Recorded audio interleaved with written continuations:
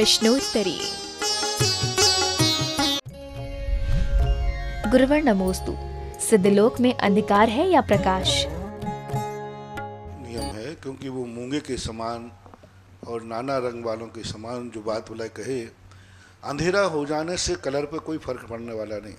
आज मान लीजिए यहाँ कलर है, ये लाल कलर है, और यहाँ अंधेरा हो जाए तो कलर है, वो तो सर्वज्ञ भगवान ने देखा है। किसी चर्म चक्षुओं के द्वारा वो कलर देखने में नहीं आया। तो ये कलर जो देखने में आ रहा है, अंधेरे में भी कलर रहेगा। यदि अभी यहाँ रात में अंधेरा हो जाएगा तो इन पर्दों का कलर तो विद्यमान है। इसलिए बात वलय में जो मूंगे आदि के कलर कहे गए हैं उससे प्रकाश का कोई संबंध नहीं है, वहाँ घोर अंधकार ही है। और जहाँ पर नरकों की बात है तो नरकों में भी रत्न प्रभा है, प्रकाश नहीं है। रत्नों की आभा के समान, यानी रत्न भी रात्रि के अंदर रत्न रहता है, तिजोरी में रखा रहता है, वहाँ अंधेरा है। तो वहाँ प्रकाश मत मानो, वहाँ है तो अंधेरा ही, लेकिन अंधेरे के भी कई भेद होते हैं। अंधेरे के भी कई भेद, उसे प्रकाश मत मानो, अंधेरे के भेद मानो। अंधेरे एक बहुत गहन अंधेरा होता है और एक और तमतमा पृथ्वी का अर्थ घोर अंधकार नहीं। अंधकार तो पूरे नरकों में है, मात मध्य लोक को छोड़ करके, अथवा जहाँ रत्नों की आभा स्वर्गादिक हैं उनको छोड़ करके, रत्नों की आभा भी होती है तो वहाँ होते हैं। मात एक कह सकते वो स्फटिक मणि जो के समान जो वहाँ पर है, लेकिन वो भी अंधेरा में ही है, स्वयं अंधकार में है, स्फटिक मणि है, तो उसकी सामान्य जो आभा होती होगी वो रहेगी। लेकिन पूरे अंधकार में कोई भी दूसरा का रत्न और ज्योतिष, इस दो के अलावा कहीं भी प्रकाश नहीं है। नरकों में भी अंधेरा है और सिद्धशिला में भी अंधेरा है। तीन लोक में त्रस नाली के अंदर जो स्वर्गों में है वो भी रत्नों के कारण, विमानों के कारण से है, और नरकों में तो अंधेरा ही अंधेरा है। बस इतना अंतर मानना, वहाँ की जो मिट्टियों की प्रभाव हैं वो मात्र एक प्रभाव है, रत्न नहीं है। और रत्नों के अनुसार चमकदार भी नहीं है, वो तो एक सामान्य रूप से कहा जाता है कि रत्न प्रभा है और बालू का प्रभा है। तो ये कलर की अपेक्षा, कलर अंधकार और प्रकाश से कोई संबंध नहीं रखता। कलर है, प्रभा है, उनकी प्रभा का अर्थ उसके समान है। बस यही उदाहरण समझना चाहिए कि जैसे यहाँ नाना कलर दिख रहे हैं, लेकिन अंधेरे में ये कलर माने जाएंगे। कलर तो अंधेरे में भी माना जाएगा, लेकिन ये कलर कोई वहाँ उजेला कर रहे हैं ऐसी बात नहीं समझना चाहिए। क्योंकि पांचों कलर भी अपन कमरे में लगा दें और लाइट ना हो तो क्या वो कलर हमें देखने में आएंगे? मान लो सफ़ेद कलर भी है, नीला कलर भी है, पीला कलर भी है, कमरे में हमने सारे कलर पोत दिए, एक एक दीवार के ऊपर सारे कलर पोत दिए और लाइट गायब कर दी, तो कमरे में क्या उन कलरों के कारण से कोई उजेला दिखेगा? नहीं दिखेगा। सफ़ेद कमरे में भी यदि घोर अंधेरा हो, बिल्कुल लाइट के कहीं से प्रकाश ना हो, तो सफ़ेद कलर वाले कमरे में भी अंधेरा दिखता है। लेकिन कलर जो कहते हैं, इसी प्रकार ये जो कलर वगैरह हैं वहाँ पर, वे कलर बराबर विद्यमान हैं, लेकिन कलरों के कारण कोई प्रकाश वहाँ नहीं है। क्योंकि प्रकाश जो है पुद्गल की एक विशेष असाधारण कुछ में पाई जाती है। पुद्गल का नेचुरल स्वभाव अंधकारमय है, लेकिन कुछ में प्रकाश पाया जाता है जहाँ उद्योत या आतप नाम कर्म का उदय हो।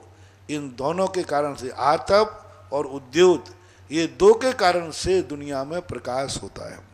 देवों में भी जो विमानों में प्रकाश होता है वो आतप उद्योत नाम कर्म से होता है, क्योंकि उनके विमान पृथ्वी काय हैं। अकृत्रिम चैत्यालयों में जो मूर्तियाँ होती हैं उन मंदिरों में प्रकाश होता है, क्योंकि वो पृथ्वी काय हैं, और पृथ्वी काय में आतप और उद्योत नाम कर्म का उदय होता है। सूर्य और चंद्रमा में भी आतप और उद्योत नाम कर्म का उदय होता है। यानी प्रकाश देने वाली वही वस्तुएं हैं जिनमें आतप और उद्योत नाम कर्म का उदय होता है। अग्नि में भी आतप नाम कर्म का उदय होता है, अग्नि में उष्ण होता है, दीपक आदि जलते हैं। तो ये कुछ ऐसी चीज़ें हैं जिनसे प्रकाश होता है, बाकी सब अंधकार है। और कहीं आगम में कहीं देखने में नहीं आया कि सिद्धालय में भी प्रकाश है। नरकों में जो आया है वो आभा, बालू का प्रभा, रत्न प्रभा जो आदि आई हैं, ये प्रभाएं हैं। इससे अंधकार और प्रकाश से उस प्रभा पर कोई अंतर नहीं पड़ता। गुरुवर नमोस्तु। विल पावर स्ट्रॉन्ग करने के लिए क्या करना चाहिए? अपनी ज़िंदगी में हर चीज़ को पॉजिटिव लाओ। जब हम किसी व्यक्ति को सोचते हैं कि यह व्यक्ति ने मेरी बात नहीं मानी, तो हमें ये भी तो सोचना चाहिए कि मैंने उसकी बात नहीं मानी। मान लो किसी ने अपनी बात नहीं मानी, हमने कहा बच्चा तू बाहर नहीं जाएगा, तो हमने भी तो उसकी बात नहीं मानी कि वो बाहर जाना चाहता है और मैंने उसे रोका। तो जब हम व्यक्ति पॉजिटिव सोचता है तो जितने हद तक हम दूसरे को दोषी ठहराते हैं उतने हद तक हम स्वयं दोषी हैं। हम अपने अनुसार दुनिया को चलाना चाहते हैं, थोड़ा दुनिया के अनुसार अपनी ज़िंदगी देखें तो हमारा सारा विल पावर बड़ा स्ट्रॉन्ग होता है। जितना जितना अपन पॉजिटिव सोचेंगे। आज किसी ने हमें गाली दी, हम क्यों ना खुश हो जाएं।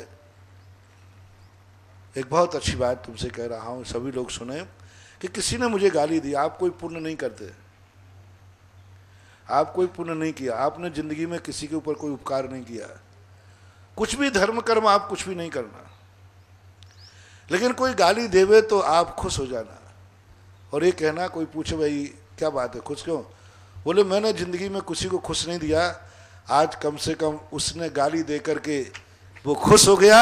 ये पुण्य तो मुझे लगेगा, ये पुण्य तो मुझे लगेगा कि मेरे निमित्त से आज उसको आनंद आ गया, उसने गाली दे दी। पॉजिटिव सोच। अपन क्यों सोचे कि हमें गाली देकर के मुझे दुख हुआ, उससे पूछो गाली देकर उसको कितना सुख हुआ। बोलो, गाली सुनकर अपन को दुख हुआ, उससे पूछो गाली देकर उसको कितना सुख हुआ। गाली देने वाले को सुख होता है कि दुख है? सुख होता है, वो तो अच्छा मानता है। तो अपन सोचे कोई बात नहीं, इसने मुझे गाली दे दी, कम से कम मेरे निमित्त से इसको सुख तो मिल गया। ये पुण्य तो मुझे लगेगा कि मैंने एक व्यक्ति को मेरे निमित्त से सुख मिला। पॉजिटिव जब अपन सोच करते हैं तो सब कुछ पॉजिटिव दिखता है। हर व्यक्ति के मन में क्रोध भाव आते ही नहीं, वो कहता क्या गलत कर रहा है, वो भी एक इंसान है, वो भी व्यक्ति है, उसकी भी कोई इच्छा है। तो हमेशा पॉजिटिव सोच के लिए हमें अपने आप को, जहाँ हमारा नेगेटिव पॉइंट आ रहा है वहाँ स्वयं को प्रस्तुत करो कि इस स्थान पर मैं होता तो मैं क्या करता। गुरुवर नमोस्तु। बेटी के विवाह में अलोभी परिवार ढूंढते हैं और बेटे के विवाह में स्वयं लोभी बन जाते हैं, तो ऐसे में क्या करना चाहिए? ये एक का स्वभाव हो तो मैं सुधार दूं, ये सभी का स्वभाव है। कोई एक व्यक्ति ऐसा करता हो तो उसे सुधारा जा सकता है, ये हर व्यक्ति का ऐसा ही स्वभाव है। जब अपनी बात आती है तो सोचता है कि सारा जगत जब बाजार में निकलता है तो यही सोचता है कि सारे दुकानदार ईमानदार बन जाएं, और जब स्वयं माल बेचता है तो सोचता है कि मेरी बेईमानी कोई ना पकड़ लेवे। हर व्यक्ति का नेचर है, अपने पाप छुप करके करता है और दूसरे के पाप झांक करके देखता है। अपनी बात छुप करके करेगा, कोई सुन ना ले, और दूसरा यदि कोई बात कर रहा है तो दीवार में कान लगा के सुनता है। अपने पापों को छुप करके करता है, कोई देख ना ले, और दूसरे के पापों को झांक करके, दूसरे के पाप देखने के लिए गर्दन ऊंट की हो जाती है, और स्वयं के सामने स्वयं के पाप करते समय गर्दन कछुए की हो जाती है, जैसे कछुआ अपने गर्दन निकाल लेता है। तो यही तो संसार का नेचर है। यदि यही नेचर सुधर जाए तो फिर संसार कैसे रहेगा। ऐसा। गुरुवर नमोस्तु। क्या मनहा पर्याय जीव 2 और 3 इंद्रिय जीवों के मन की बात जान सकते हैं? वो 2 इंद्रिय 4 इंद्रिय के मन होता ही नहीं है, संगी पंचेंद्रिय के ही मन की बात जानते हैं। ये बात अलग है कि कोई संगी पंचेंद्रिय जीव यदि 2 इंद्रिय के संबंध में विचार कर रहा है, संगी पंचेंद्रिय, तो वे उस बात को जान लेंगे कि ये 2 इंद्रिय के संबंध में विचार कर रहा है, और उसके मन में यदि विचार आया है तो वे 2 इंद्रिय को जान लेंगे, क्योंकि संगी पंचेंद्रिय के मन में आए हुए विचारों में आए हुए पदार्थ को जानते हैं मना परज्ञानी।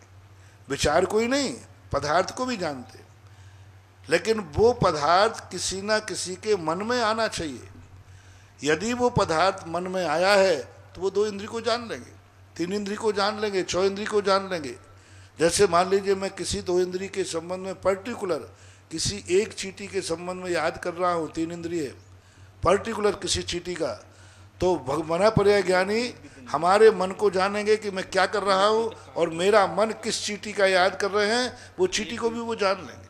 लेकिन जाएंगे बाया मन से, डायरेक्ट 2 इंद्रिय 3 इंद्रिय के मन होता ही नहीं है, तो वे प्रत्यक्ष रूप से नहीं जान सकते, परोक्ष जान। गुरुवर नमोस्तु। कोई लड़का या लड़की संयम के मार्ग पर चलते हुए व्रत आदि ग्रहण कर ले, जिसके कारण उसके विवाह में रुकावट आए, तो इस समस्या का क्या कारण है? आप चिंता नहीं करें, आप वो पुण्यात्मा है कि आपके लिए कोई पापी लड़की मिलने वाली नहीं। चिंता मत करो, कोई पुण्यात्मा ही तुम्हारी किस्मत में आएगी। मिथ्यात्व वाली कैसे आ सकती है? ऐसा एक बार बच्ची के साथ हुआ था। वो रात्रि में भोजन त्यागी थी और उस कारण से उसकी शादी के लिए किसी ने आके देखा और ये पूछा तो मना कर दिया। उसके परिवार वाले रोने लगे, बोले महाराज हम तो पुण्य कर रहे हैं, रात्रि भोजन नहीं करते हैं। मैंने कहा घबराओ मत, ये कन्या इतनी पुण्यात्मा है, किसी पापी की पत्नी नहीं बनेगी, इसलिए वो चला, इसके पुण्य ने उसको लौटाया है। उसने तिरस्कार नहीं किया, उसने इसको रिजेक्ट नहीं किया है। इसके पुण्य ने कहा है कि ये इतनी पुण्यात्मा है कि रात्रि भोजन करने वाले पापी की पत्नी नहीं बनेगी, और जिस घर में रात्रि भोजन होता है ऐसी पापी घर में नहीं जाएगी। इसके पुण्य ने नकारा, उसको मत दोष दो, उन लोगों को दोष मत को। इसका जो पुण्य है वो पुण्य पापियों को तिरस्कार कर रहा है। चिंता मत करो, कोई ऐसा पुण्यात्मा आएगा जो इससे भी आगे और कदम आगे होगा, और वही यही देर है लेकिन अंधेर। गुरुवर नमोस्तु। भगवान की प्रतिमा वर्षों पुरानी होती है, लेकिन सिद्ध साधु द्वारा की गई प्रतिष्ठा के बाद ही उस प्रतिमा को ख्याति प्राप्त होती है, ऐसा क्यों? भगवान हीरा हैं, हमें बहुत गर्व है कि हमारा भगवान हीरा है, शुद्ध डायमंड है। लेकिन हमें अपने आप पे गर्व है कि हम उस हीरे को पहचानते हैं, हम जौहरी हैं। मैं पंचम काल के जीवों से सदा कहता हूं कि अपने हीन भाव नहीं लाना। अपन इस अंधेरी रात में, इस पंचम काल में भी सच्चे भगवान को, गुरु को पहचान पाए, ये कम पुण्य है क्या? हम भगवान नहीं बन पाए लेकिन भगवान को पहचान लिया। आप लोग साधु नहीं बन पाए लेकिन गुरु को पहचान लिया, कितनी बड़ी चीज है। भगवान तो सदा से था, लेकिन अपन ने पहचाना नहीं। इस भाव में अपन ने भगवान को पहचान लिया। आदिनाथ भगवान तो गोलाकोट में सदा से थे, बस भूल इतनी थी कि लोग उसे पहचान नहीं रहे थे, मैंने पहचान लिया। और हीरा का मोल जितना जितना जौहरी हीरा का बखान करता जाता है, उसका बाजार में रेट बढ़ता जाता है। लेकिन कौन बखान करे?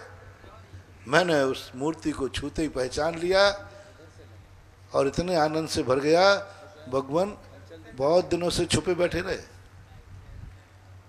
दुनिया ने नहीं पहचाना, लेकिन मैंने पहचान लिया। आप में वो ताकत है कि इस उजड़े हुए क्षेत्र को आप चमन कर सकते हैं। देखिए उस उजड़े हुए क्षेत्र में जहां पर दिनों दिनों तक चोर बैठे रहे और कोई दर्शन करने नहीं जाए, बता दे 2-2 3-3 दिन तक चोर सिर काटते रहे, करते रहे, कोई दर्शन करने जाते नहीं। बताते उस स्थान ने कई बार कांटों की बाढ़ में अपना जीवन व्यतीत किया, वर्षों तक का, कई बार उनको अभिषेक का भी। लेकिन जैसे उस मूर्ति को देखा, आज वो बहुत प्रसिद्ध क्षेत्र बन रहा है। और देखो उस क्षेत्र के लिए कहाँ दिल्ली से एस कुमार शांति बाबू और राकेश बाबू, ये 2 ऐसे महान व्यक्ति आपके क्षेत्र को मिले। और ये मान के चलिए मैंने उस हीरा को पहचाना है, तो उस हीरा की सुरक्षा के लिए 2 बॉडीगार्ड भेज दिए और आज भी उसको संभाल रहे हैं। खनिया धाने वाले रब भामौर वालों से मेरा कहना है कि सारी समाज 84 पूरे सब समाज राग द्वेष देख कर भूल करके बस एक ही आनंद बनाओ, हमारा उजड़ा हुआ क्षेत्र आज चमन को प्राप्त हो रहा है। वही छेद तुम्हारे पास था, तुमने क्या माना उनको? एक पत्थर। क्या माना? एक सामान मूर्तियां। क्या माना? एक उजड़ा हुआ छेद। चले गए, साल भर में एक बार देखा है। लेकिन आज वो एक ऐसे डायमंड के रूप में, आज वो एक ऐसे अनमोल हीरा के रूप में दुनिया के सामने आया है।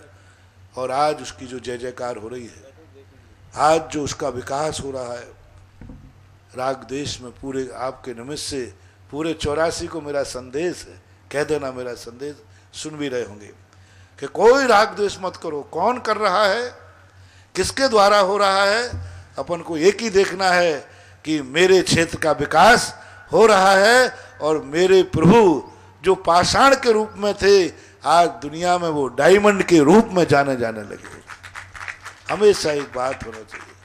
और आज वस्तुतः मैं तो कहता हूँ बहुत बड़ी चीज़ है वो।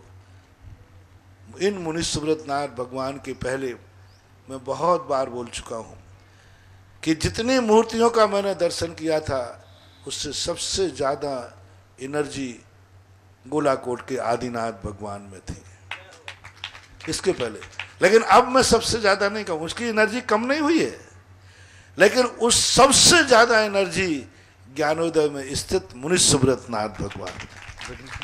ये मत समझना कि पीछे की एनर्जी कम हो गई, कम नहीं हो गई। इसमें एनर्जी, यदि किसी के 50 नंबर हैं और किसी के 60 आ गए, तो ये मत समझना कि 50 कम हो गए, लेकिन 60 पहले नंबर पर उस मूर्ति की मैं 50 बार बोल चुका हूँ।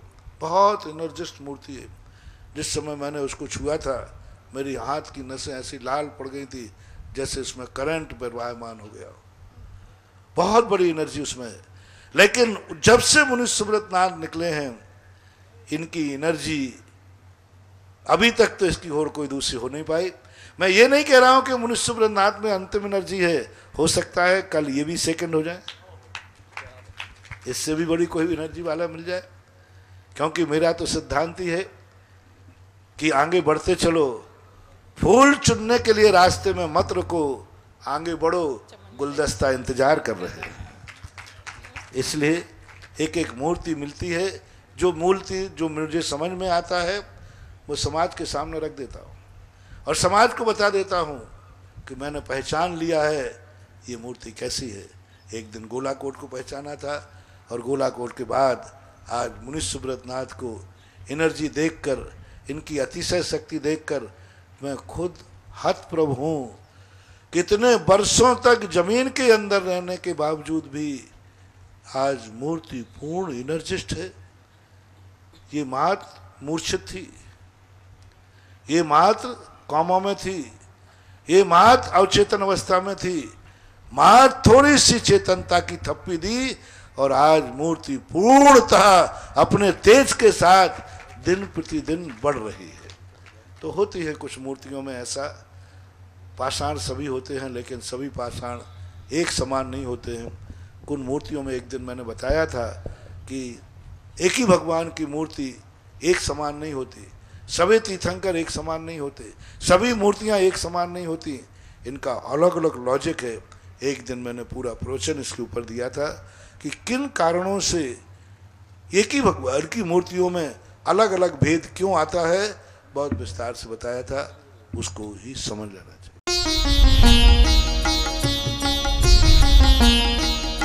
सुधा प्रश्नोत्तरी।